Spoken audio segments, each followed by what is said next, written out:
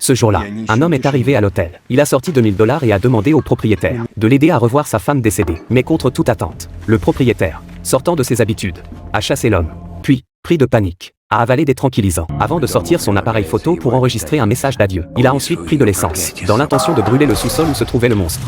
Mais il a fini par périr lui-même dans les flammes. Après la mort du patron, un avocat a contacté sa fille Anna, qui vivait à l'étranger. Anna a été informée et est revenue au pays. L'avocat lui a expliqué: votre père a laissé un hôtel avant de mourir. Il vous suffit de signer le titre de propriété pour en hériter. Même si Anna en voulait beaucoup à son père, elle traversait une période difficile et était ravie de pouvoir hériter d'un hôtel aussi grand. Elle a donc apposé sa signature, sans se douter qu'en signant, elle allait se retrouver irrémédiablement liée au monstre à la tête de sac. Comme prévu, Anna, qui dormait profondément cette nuit-là, a été soudainement réveillée par le réveil sonnant à minuit. Encore à moitié endormie, elle a cru entendre des bruits de pas. Elle a suivi le bruit et s'est rendue compte qu'il semblait provenir du sous-sol. Alors qu'Anna s'interrogeait, une silhouette a filé derrière elle. Anna avait un peu peur, mais elle a tout de même pris son courage à deux mains pour aller voir. Soudain, en se retournant, elle a aperçu un homme. Cet homme n'était autre qu'Evan, la dernière personne que le propriétaire de l'hôtel avait vue avant de mourir. Evan a expliqué qu'il était simplement venu conclure un marché. Il a confié à Anna qu'il souhaitait revoir sa femme. Anna était à la fois stupéfaite et intriguée. Mais l'avocat lui avait dit que la clé du sous-sol ne serait livrée que le lendemain. Elle a donc demandé à Evan de revenir le lendemain. Avant de partir, Evan lui a remis 2000 $,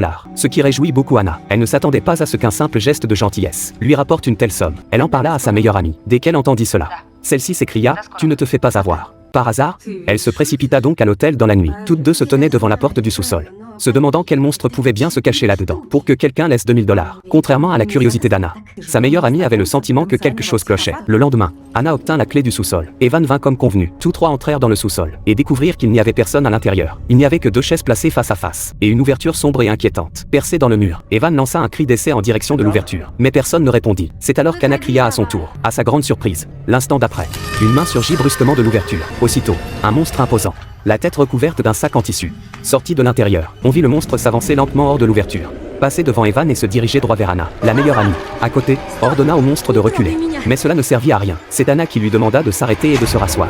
Et le monstre obéit, voyant qu'il s'était calmé. Evan tendit la bague de sa femme au monstre. On vit alors le monstre déchirer le sac en tissu, dévoilant une gueule sanglante et terrifiante, avant d'avaler la bague, accompagnée d'un rugissement. La main du monstre se mit à trembler violemment.